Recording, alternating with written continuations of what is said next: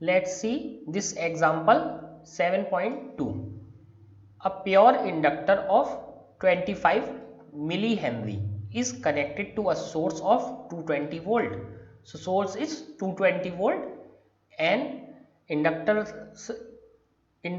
is 25 millihenry. Find the inductive reactance. So we have to find the inductive reactance, that means X, and RMS current in the circuit if the frequency of source is 50 Hz. So here frequency of the source is given. If it is not given, we will automatically consider 50 Hz because all the power circuits in India runs at 50 Hz.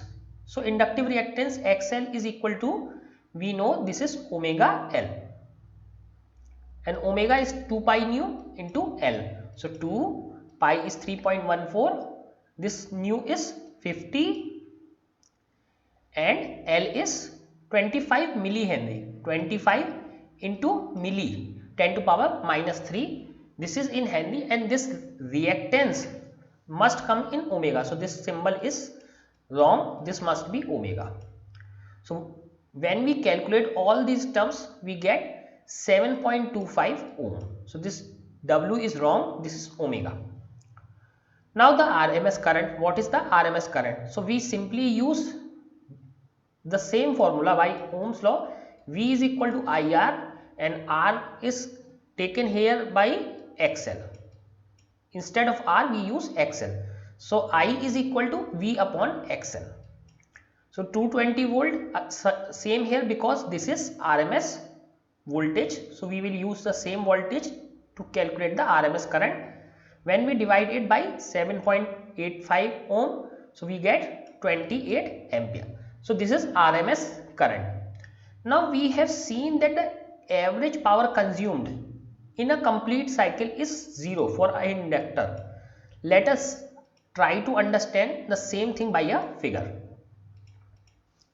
So here a solenoid is shown here, here, here and here in 4 parts. Let us first understand the graph, then we will try to understand what is happening with the solenoid. So this is one complete cycle of voltage current, and here we have to see that current lags the voltage.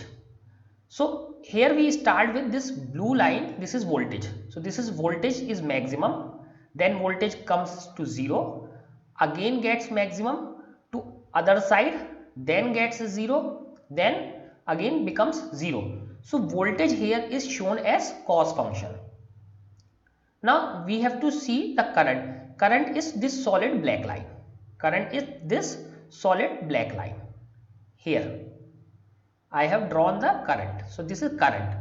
So when voltage is maximum, current is 0 because current is lagging behind by pi by 2.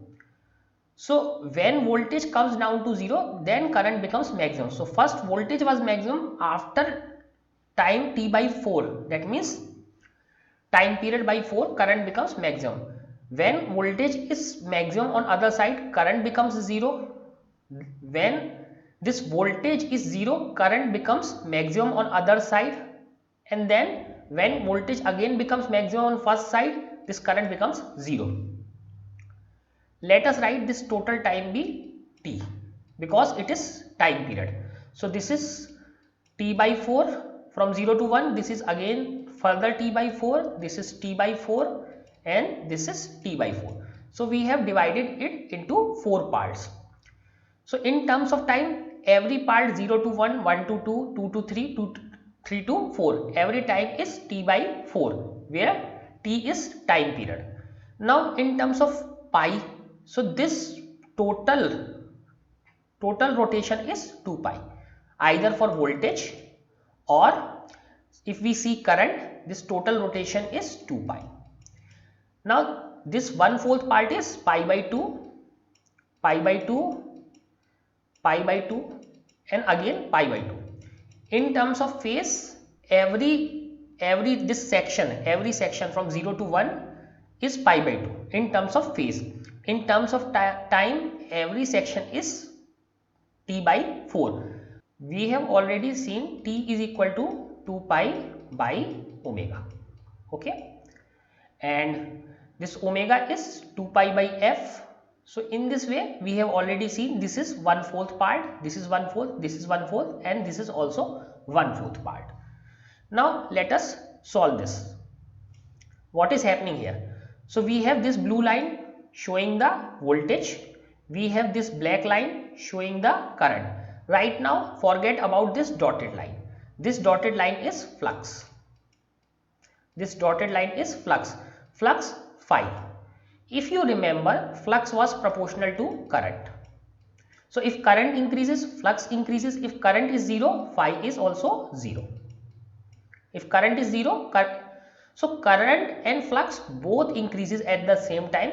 So here we are seeing when current is 0, flux is 0. When current is maximum, flux is also minimum. Again both becomes 0.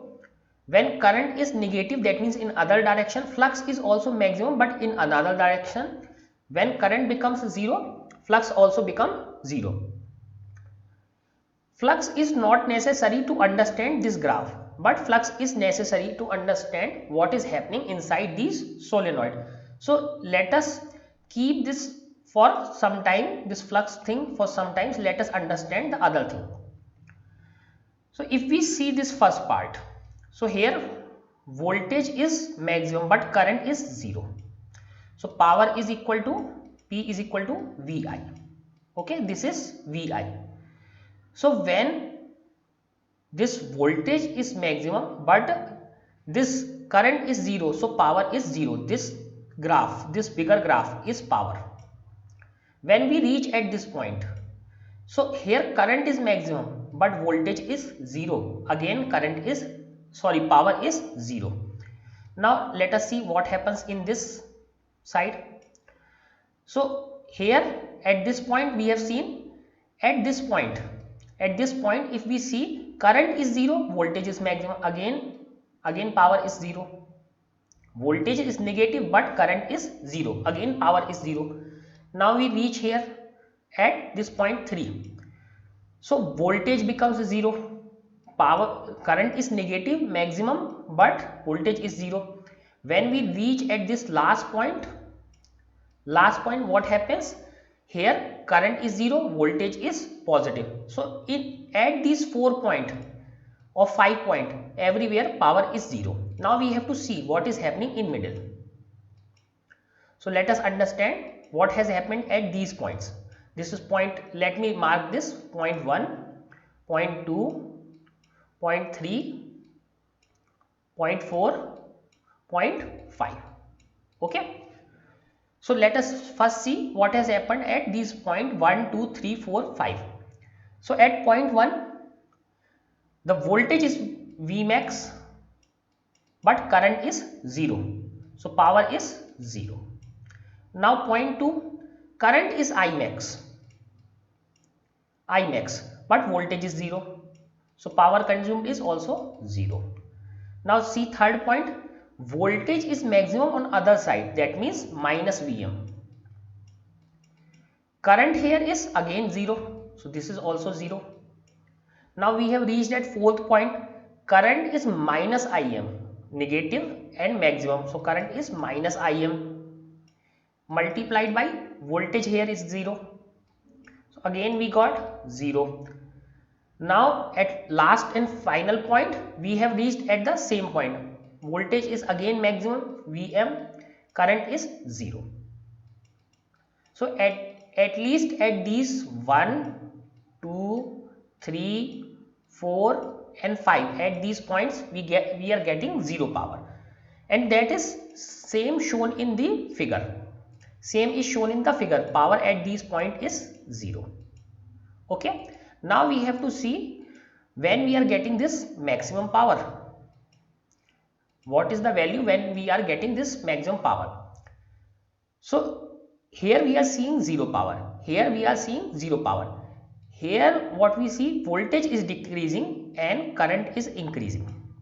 So here in the middle of these 0 we get maximum power. Voltage is not 0, current is not 0, both are positive. Current is positive, voltage is positive, we get maximum power, that is positive.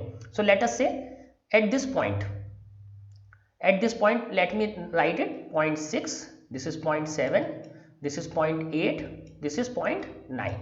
So what we have, suppose we have some voltage, this is not V maximum but some voltage. Again we have current, this is also not maximum, V into I, both are positive, so we get positive power. Here we get positive power at 6 point. Now let us see 7th point.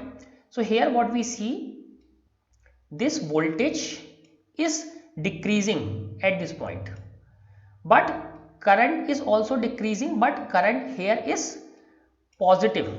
Current here is positive, voltage is decreasing means voltage is increasing but on the negative side. So voltage negative side, current on the positive side. So what we get power, but this power is negative.